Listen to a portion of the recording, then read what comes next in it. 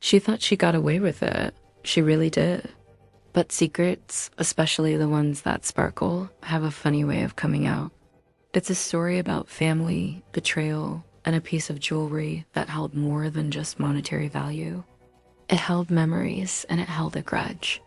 This whole thing started when I met a woman named Gina at a high-end jewelry shop. I was just browsing, but she was on a mission. We got to talking, and she told me the most incredible story. It was about her aunt, the one everyone in the family thought was so sweet and caring, and a necklace that belonged to her mother. Gina's mother passed away when she was very young. Among the few things she left behind was a beautiful one-of-a-kind sapphire necklace. It was a family heirloom passed down through generations. Gina remembered seeing pictures of her mother wearing it, her eyes sparkling just like the stones. After her mom died, the necklace vanished. Everyone just assumed it was lost in the chaos and sadness of that time. The family searched, but it was gone. Years went by, life moved on.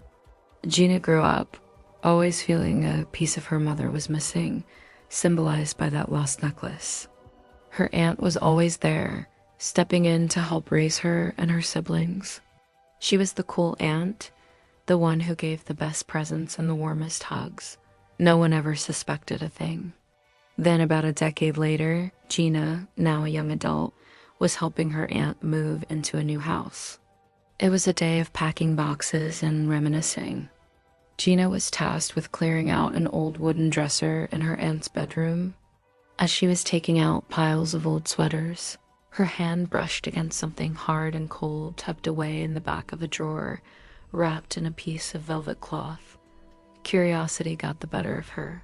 She unwrapped it, and there it was. The sapphire necklace. It was unmistakable. The deep blue stones, the intricate silver setting, it was her mother's. For a moment, she couldn't breathe. The kind, loving aunt who had been a second mother to her was a thief. She had stolen from her own sister right after her death. The betrayal hit Gina like a physical blow.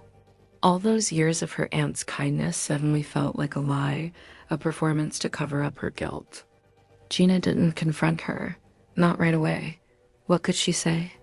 The aunt would just deny it, call her crazy. An accusation like that would tear the family apart, so Gina did something else. She quietly slipped the necklace into her pocket and said nothing. She had a better idea, a much, much better idea. A few months later, her aunt was throwing a huge 50th birthday party. The entire family was invited, along with all of her friends. It was the perfect stage.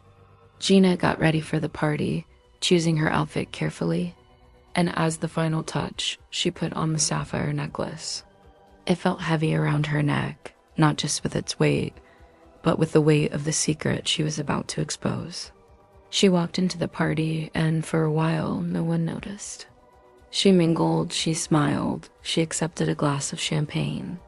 Then she made her way over to her aunt, who was holding court in the center of the room, laughing and soaking in the attention. "Happy birthday, Auntie," Gina said, giving her a hug. As she pulled back, her aunt's eyes fell to her neck. The laughter died on her lips. Her face went completely pale, all the color draining away as if she'd seen a ghost. Her smile froze and then crumbled. Her eyes, wide with shock and panic, were locked on the sapphires that she knew should be hidden in the back of her drawer. She started to stammer, trying to form words, but nothing came out. People around them started to notice the sudden change in atmosphere.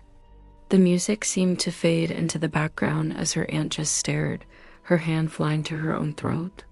In that one moment of pure, unadulterated panic on her aunt's face, everyone saw the truth. Gina didn't have to say a single word. The necklace had told the whole story for her. Revenge, as they say, is a dish best served cold, and in this case, it was served sparkling. Thanks for watching. If you have a story about a family secret, I'd love to hear it in the comments. Don't forget to like and subscribe for more. See you next time.